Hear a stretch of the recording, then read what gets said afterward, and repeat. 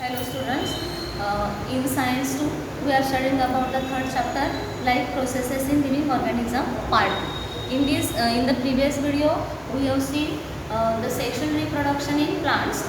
Then we have studied the structure of the flower of the plant, because flower is the structural unit for sexual reproduction in plants.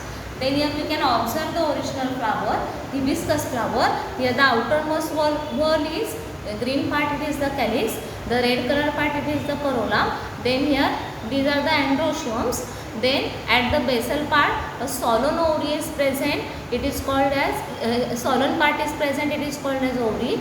The here the style, and here the 5 parts of stigma are present in the hibiscus flower. You can observe any flower, we can see all these parts in that flower, but they are different structures. Then here the androecium, the members of the androecium, they are called as the stamens. Then here it is made up of here the anther lobe and filament, and in the anther lobe pollen grains are produced. And here the pollen grains, when they observe the structure of the pollen grains, here they have the horny structure here on the outer membrane, and therefore they can attach to the wings of the insects and here the animals. Then here the gynoecium is the female reproductive part, and here it is made up of the stigma, style and ovum. Stigma, style and basal part is the ovum. Here for the fertilization, the pollen grains from the pollen sac, they must be dropped on the here the stigma of the gynoecium, and this process is called as pollination. Means here the process of transfer of pollen grains from here the anther to the stigma of the gynoecium is called as a pollination. And here for the pollination some agents are required, and these agents are biotic agents and abiotic agents. Here the biotic agents are here the insects and animals.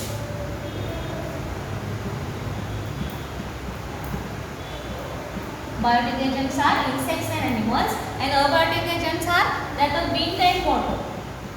Wind and water.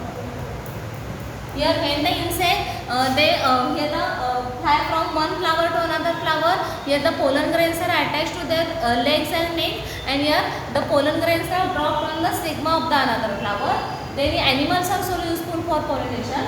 Then the second layer, the wind. When the wind blows, here the pollen grains liberated from the anther lobe, they are transferred to the stigma of another flower and they drop on the stigma. It means here they perform the pollination. And in the aquatic plants, water is essential for the pollination. With the help of water, pollen grains are carried towards the stigma. Then here there are two types of pollinations. Here the first is the self-pollination. Here the self-pollination is the process of pollination which involves only one flower or two flowers of the same plant. Here when we in our notebook diagram is given, here pollen grains, here the one flower or two flowers of the same plant, then it is the self-pollination. In this what will happen, the pollen grains of this same flower, they are dropped on the stigma of that flower, or if the flowers are male and female flowers are separate, then pollen grains from the male flower, they are dropped on the stigma of the female flower of the same plant. It is the self-pollination. And the second type is the cross-pollination. Here the process of pollination which involves two flowers here the born on the two different plants of the same species. These are two flowers born on the two different plants of the same species, and then it is called as a cross-pollination. Means these are the two plants, and here the pollen grains from the flower of this plant, they are dropped to the here the stigma of the another plant. Means here it is the cross-pollination.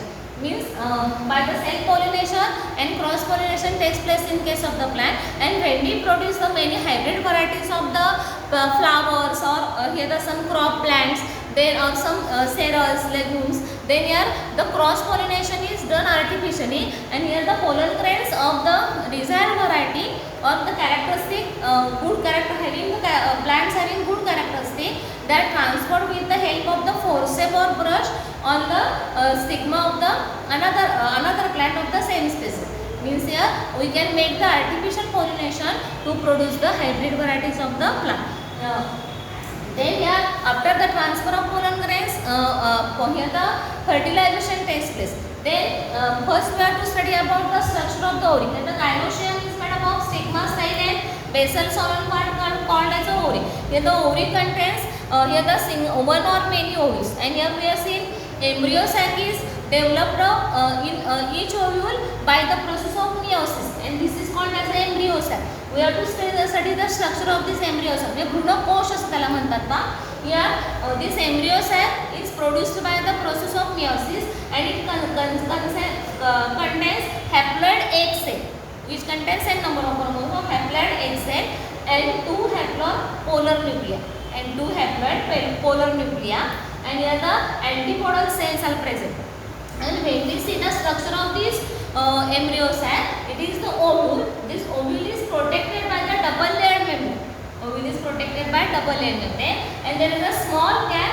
This membrane is not continuous. There is a small gap into this membrane, and this is attached to the ovule. When single ovule is present, the single seed is present in the ovary, and when many ovules are present, many seeds are formed. And at the time of pollination, what will happen? Here the stigma becomes sticky. Some sticky liquid substance is secreted by the stigma, and by the process of pollination, the pollen grains are dropped on the sticky stigma.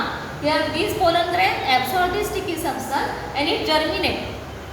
And after the germination, a long pollen tube is produced from this here the pollen grain, and here this pollen tube grows in the direction of this ovule, and it is a type of chemotaxis, chemotropic movement.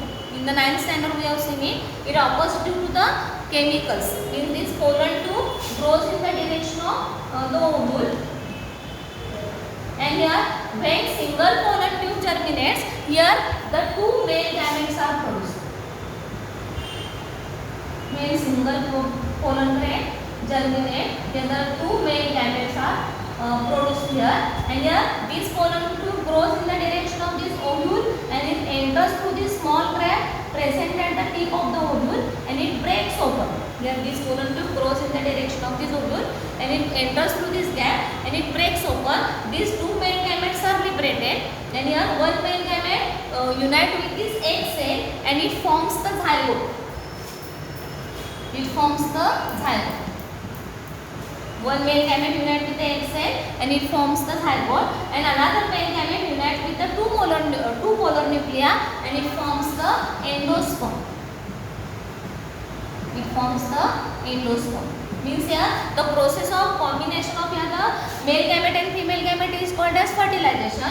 In the first fertilization, zygote is formed, and in another fertilization, endosperm is formed, and therefore here the fertilization in plants, it is called as here the double fertilization.